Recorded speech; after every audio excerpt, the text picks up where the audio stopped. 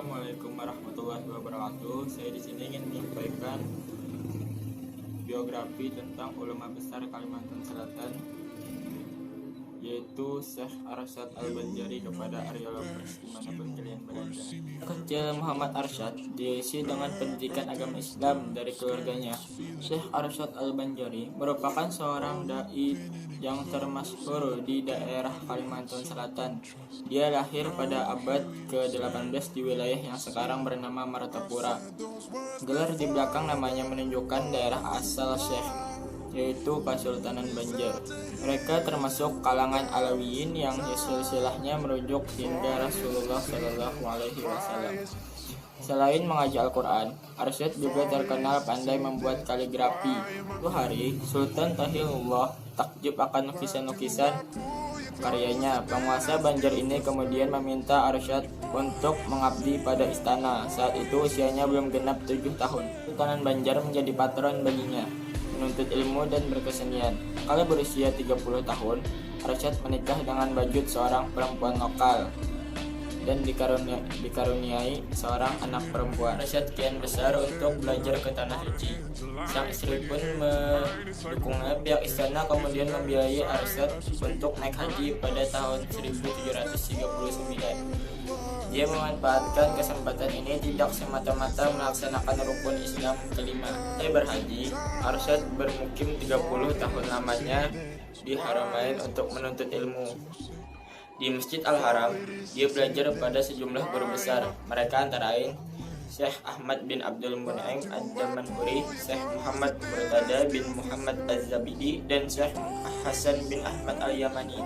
Beliau menuntut ilmu kepada Syekh Salim bin Abdullah Al-Basri, Syekh Siddiq bin Umar Khan, dan Syekh Abdullah bin Hijaji As-Syarqawi. Ada pula Syekh Abdul Ghani bin Muhammad Hilal, Syekh Abdis Asandi, Syekh Abdul Wahab At-Tantawi, dan Syekh Abdullah Mirgani.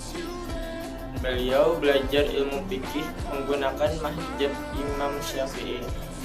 Selain itu, beliau juga mendalami ilmu tasawuf dari Syekh Muhammad Abdul Karim Saman Al-Qadiri Al-Kalwati Al-Madani. Gurunya itu merupakan pendiri tarekat Samanidiyah. Arsyad bahkan didaulat menjadi salik penting dari jalan salik tersebut.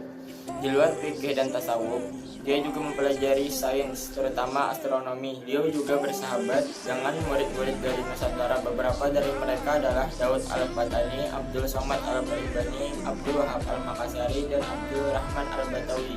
Sebagaimana Arsyad sendiri, mereka telah masyhur sebagai ulama besar dari daerah masing-masing. Arsyad dengan ketiga nama yang tersebut, akhir itu kerap disebut sebagai 4 serangkai ulama Jawi. Abdul Wahab bahkan menjadi menantu Muhammad Arsyad. Ceritanya bermula menjelang kepulangan mereka ke tanah air. Setelah bertolak dari Mesir, 4 serangkai itu hendak menunaikan ibadah haji perpisahan.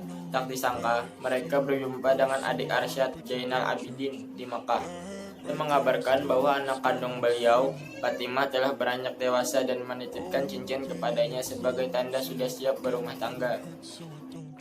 Beliau ingin seorang di antara sahabat-sahabatnya bersedia menyambut keinginan ini. Kemudian, diajukanlah lamaran untuk Fatimah agar adil. Beliau mengundi nama-nama ketiga teman karibnya tersebut.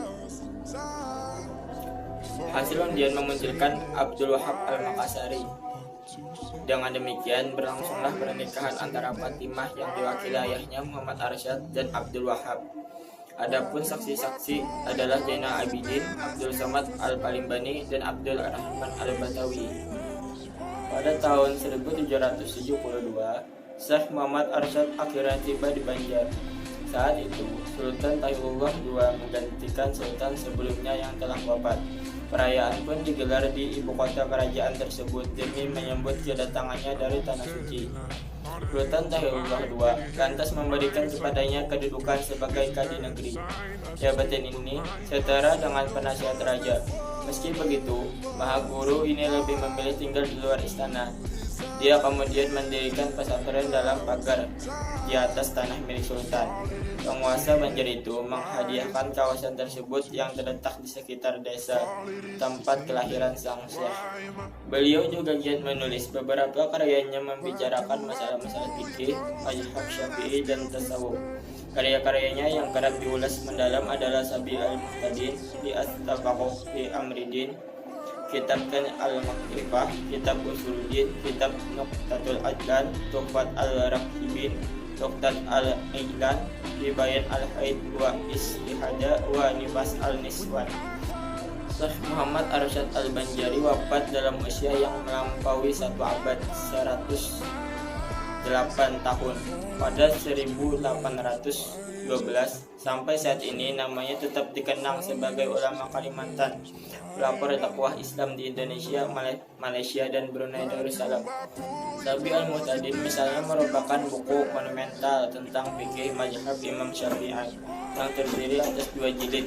Buah pemikirannya tidak hanya melalui buku-buku karangannya, tidak sedikit dari muridnya juga menghimpun ceramah-ceramah sang syekh ke dalam beberapa buku. Sayangnya masih banyak kitab karangannya yang tidak terlacak keberadaannya hingga zaman sekarang. Bagaimanapun, karya-karyanya yang tersedia sampai saat ini terus dipakai di sejumlah lembaga pendidikan baik dalam maupun luar negeri. Itulah biografi sang ulama besar asal Kalimantan Selatan. Terima kasih sudah menonton video ini. Sampai jumpa di video saya selanjutnya. Ya.